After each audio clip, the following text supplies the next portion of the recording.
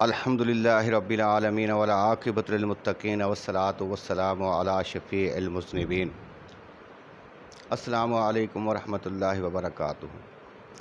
احسب الناس ان یترکوا ان یقولوا آمنا وہم لا یفتنون، کہ کیا لوگ اس غلط فہمی میں ہیں، اس گھمنڈ میں ہیں کہ کہیں کہ ہم ایمان لائے اور اتنی سی بات پر چھوڑ دیے جائیں گے؟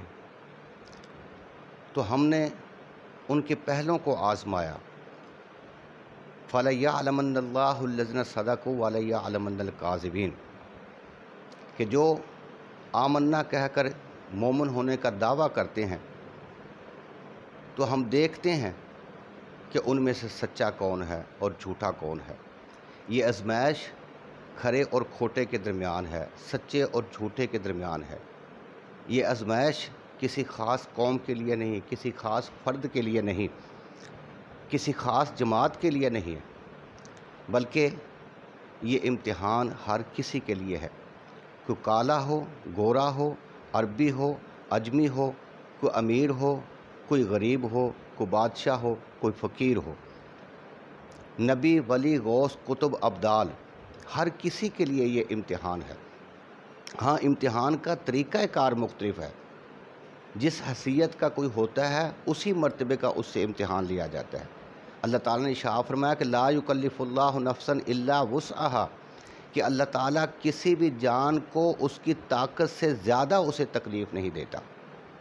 تو جب ہم اللہ تعالیٰ کے اس امتحان کے پھیلاؤ کو دیکھتے ہیں تو اس میدان میں کہیں حضرت آدم علیہ السلام نظر آتے ہیں، کہیں حضرت نوح علیہ السلام نظر آتے ہیں، کہیں حضرت ابراہیم علیہ السلام نظر آتے ہیں، کہیں حضرت اسماعیل علیہ السلام نظر آتے ہیں، کہیں حضرت یعقوب علیہ السلام نظر آتے ہیں، کہیں حضرت یوسف علیہ السلام نظر آتے ہیں، کہیں حضرت یونس علیہ السلام نظر آتے ہیں، کہیں حضرت ایوب علیہ السلام نظر آتے ہیں، کہیں حضرت موسیٰ علیہ السلام نظر آتے ہیں، اور کہیں حضرت عیسیٰ علیہ السلام نظر آتے ہیں۔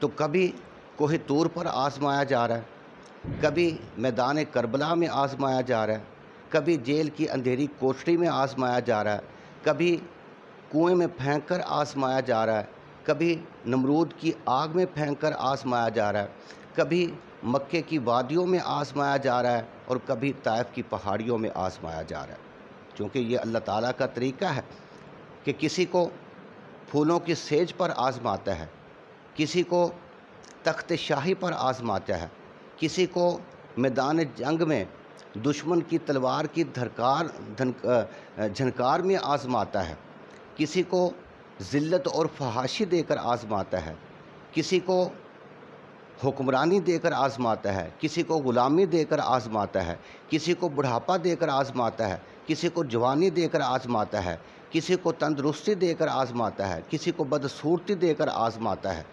چونکہ کسی کو بیماری دے کر آزماتا ہے۔ کیونکہ یہ اللہ تعالیٰ کا طریقہ ہے۔ اللہ تعالیٰ نے ارشاد فرمایا کہ وَلَنَبْلُوَنَّكُمْ بِشَيْءٍ مِّنَ الْخَوْفِ وَالْجُوعِ وَنَقْصٍ مِّنَ الْأَمْوَالِ وَالْأَنفُسِ وَالثَّمَرَاتِ، کہ ہم تمہیں ضرور آزمائیں گے، کبھی ڈر، کبھی بھوک، کبھی جانوں، مالوں اور پھلوں کی کمی سے۔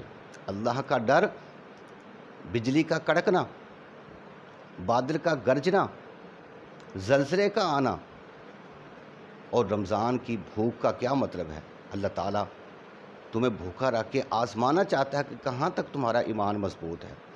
جانوں اور مالوں کی کمی سے، یعنی کہ اچانک فصلوں کا تباہ ہو جانا، اچانک مال کے اندر نقصان ہو جانا، تجارت میں نقصان ہو جانا، اور اولاد جو دل کا پھل ہے اس کا ہو کر مر جانا، یہ سب اللہ کی طرف سے مومن کے لیے آزمائش ہے۔ حضرت علی رضی اللہ تعالی عنہ فرماتے ہیں کہ کسی کے ماتھے پر پڑے ہوئے سجدوں کے نشان دیکھ کر اس کے ایمان کی گواہی نہ دو، بلکہ اسے پہلے دولت کی جھنکار دکھاؤ، پھر اس کے ایمان کی گواہی دو۔ تو آج ہم بڑے فخر سے کہتے ہیں کہ الحمدللہ ہم مسلمان ہیں، ہم مسلمان گھرانے میں پیدا ہوئے، ہمارے رشتہ دار بھی ہمیں مسلمان کہتے ہیں، ہمارے ہمسائے بھی ہمیں مسلمان کہتے ہیں، حتیٰ کہ حکومت کے رجسٹر میں بھی ہم مسلمان لکھے ہوئے ہیں، ساری دنیا ہمیں مسلمان کہے، لیکن اللہ اور اس کا رسول کہہ دے کہ تم مسلمان نہیں ہو، تو پھر ہم مسلمان کیسے ہو سکتے ہیں؟ اور اگر ساری دنیا ہمیں مسلمان نہ بھی مانے، اللہ کہہ دے کہ تم مسلمان ہے، اس کا رسول کہہ دے کہ تم مسلمان ہے، تو ہم سے بڑھ کر کوئی خوش قسمت اور مسلمان ہو ہی نہیں سکتا۔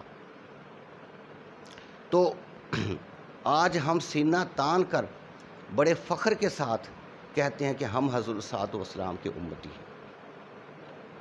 تو حضور کے امتی تو ہم تب بنیں گے جب کل قیامت کے دن حضور صلی اللہ علیہ وسلم ارشاد فرمائیں گے کہ یہ ہے میرا امتی۔ تو میرے دوستو، آج ہمارے کیا حالات ہیں کہ علامہ اقبال نے اس وقت کہا تھا کہ یہ مسلمان ہیں جنہیں دیکھ کے شرمائیں یہود۔ سرکار دو عالم صلی اللہ علیہ وآلہ وسلم کی بارگاہ اقدس میں ایک شخص حاضر ہوا، دلائل الخیرات میں آتا ہے کہ اس شخص نے عرض کیا کہ میرے آقا، میں مومن کب بنوں گا؟ نبی کریم صلی اللہ علیہ وسلم نے ارشاد فرمایا کہ جب تو اللہ تعالیٰ سے محبت کرے گا۔ عرض کیا کہ میرے آقا، میری اللہ تعالیٰ سے محبت کب ہوگی؟ حضرت صلی اللہ علیہ وسلم نے ارشاد فرمایا کہ جب تو اللہ کے رسول سے محبت کرے گا۔ عرض کیا کہ میرے آقا، میں اللہ کے رسول سے کب محبت کروں گا؟ فرمایا کہ جب تو ان کی راہ پر چلے گا، ان کی سنت کی پیروی کرے گا، ان سے محبت کرنے والوں کے ساتھ محبت کرے گا، اور ان سے بغض رکھنے والوں کے ساتھ تو بغض رکھے گا۔ سرکار دو عالم صلی اللہ علیہ وآلہ وسلم نے ارشاد فرمایا کہ خبردار، ایمان ایک جیسا نہیں ہوتا ہر کسی کا ایمان کم ہوتا ہے، کسی کا زیادہ ہوتا ہے۔ تو آپ نے ارشاد فرمایا کہ جس کے دل میں میری محبت جتنی زیادہ ہوگی اس کا ایمان بھی اتنا ہی مضبوط ہوگا۔ اور حضرت صلی اللہ علیہ وسلم نے ارشاد فرمایا کہ ہر کسی کا کفر بھی ایک جیسا نہیں ہوتا، جس کے دل میں میرے متعلق زیادہ کفر ہوگا، اس کا زیادہ بغض ہوگا، اس کا کفر بھی اتنا ہی زیادہ ہوگا۔ تو حضرت صلی اللہ علیہ وسلم نے ارشاد فرمایا کہ خبردار، جس کے دل میں میری محبت نہیں اس کا ایمان نہیں۔ پھر حضرت صلی اللہ علیہ وسلم نے ارشاد فرمایا کہ خبردار، جس کے دل میں میری محبت نہیں اس کا ایمان نہیں۔ حتیٰ کہ آپ نے تیسری مرتبہ ارشاد فرمایا کہ خبردار، جس کے دل میں میری محبت نہیں اس کا ایمان نہیں۔ تو آج ہم مسلمان ہیں، تو ہمیں چاہیے کہ اگر ہم اللہ کا قرب حاصل کرنا چاہتے ہیں، اللہ کی رضا حاصل کرنا چاہتے ہیں، اللہ کا بندہ، اللہ والا بننا چاہتے ہیں، تو ہم سب سے پہلے اپنے ایمان کو مضبوط کریں۔